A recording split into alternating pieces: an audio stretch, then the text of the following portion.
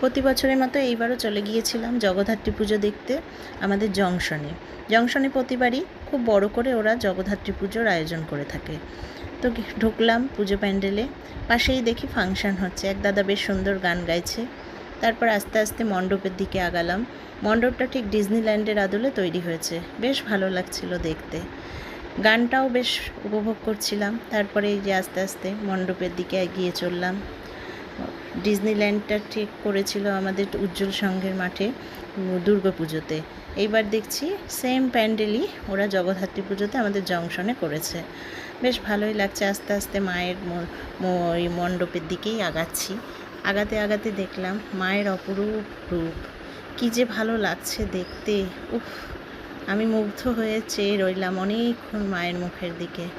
বাহ, কি সুন্দর প্রতিমা, খুব ভালো লাগছিল, এত সুন্দর, মানে কি বলবো। দেখো বন্ধুরা, মায়ের মুখটার অপরূপ দৃশ্য। সবাই, আমরা যখন পৌঁছালাম তখন সবাই দেখছি পুজোর আয়োজনে ব্যস্ত। পুজো হচ্ছিল, কালকে ছিল সপ্তমী, আর সপ্তমী পুজোই হয়তো হচ্ছিল। আর এই যে আমি এবং আমার বর, আমরা কোনো কিছুই বাদ দিই না, সব কিছুই খুব এনজয়